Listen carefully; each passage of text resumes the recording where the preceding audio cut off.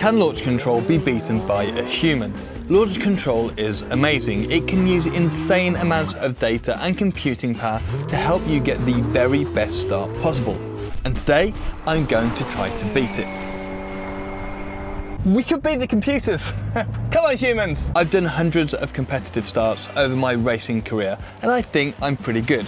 So it's going to be interesting to see if I can beat this car's computer. So this pista is a 3.9 litre V8, 710 horsepower, 770 Newton meters of torque. So with ideal circumstances, it should do the quarter mile in 10.1, 10.2. So I knew what I was aiming at. 10.1 seconds quarter mile, because that's what's listed online. Let's get a benchmark to see exactly how quick this pista can do the quarter mile on this runway today. This video is sponsored by Squarespace. Okay, so race mode, launch control, throttle and lift. Off we go.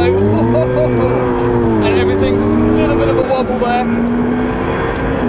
120, 130, 140. And there's the quarter mile. There's only 11.3 on the quarter mile that time. The reason I said on this runway today is that there is a whole load of factors that affect this. The surface, the wind, the tyres and how good they are, tyre pressures, even the type of fuel in the car. So that's why our baseline is slower than the internet says. Just goes to show you that those numbers online are all like in absolutely perfect conditions, right? Run number 2 with the launch control, race, launch, give it the beans, foot off the brake, go. Oh, less wheel spin that time. A little bit in the second phase, definitely a bit quicker.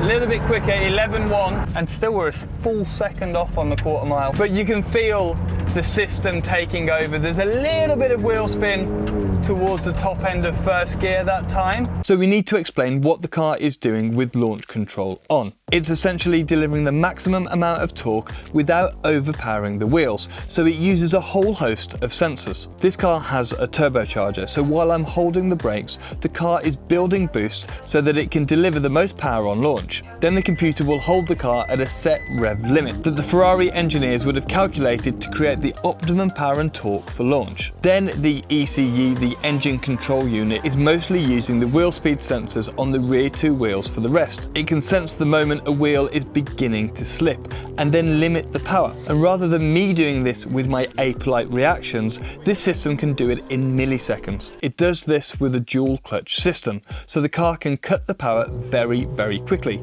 should it need to. But the car won't be cutting the power as soon as there is slip, because sometimes wheel spin can be good, but only in the right amounts. So let's see how I get on, as I really, really want to beat this system. Okay, so this one's going to be without the launch control. See how it goes. But first, a quick ad from our sponsor, Squarespace. They are where you should go to get set up with any website. And with their award-winning templates, you can be set up and running with a really polished website in a few hours. These templates allow you to create professional-looking websites that work across any platform with complex functionality, all without touching a single line of code, unless you really want to. So pick the template that suits your site best and get going. And the beauty is that they can help you with almost any kind of website, something that's really complicated to do on your own. With features like member areas, you can monetize your content by offering memberships with exclusive content, courses, or newsletters. You could also create an online store selling physical or digital products and email campaigns and things like that. They also have an incredible app, so you can add content to your site, make style changes, or even view your analytics all from your phone. So make sure to head to squarespace.com for a free trial. And when you're ready to launch, go to squarespace.com/drivenmedia to save 10% off your first purchase of a website or domain. Now on with the video. Okay, so this one's going to be without the launch control. See how it goes.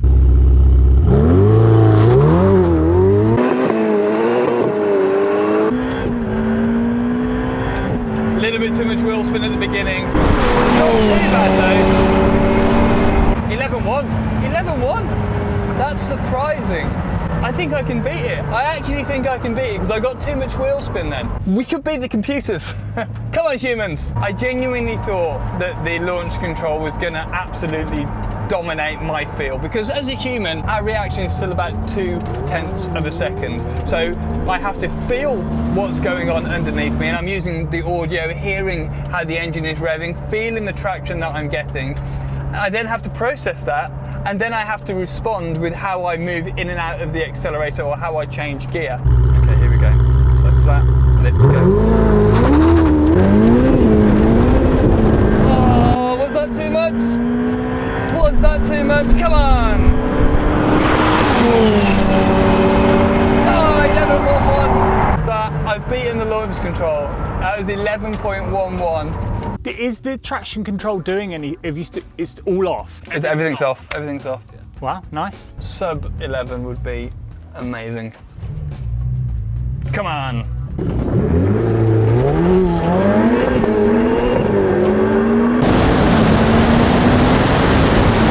120, 130.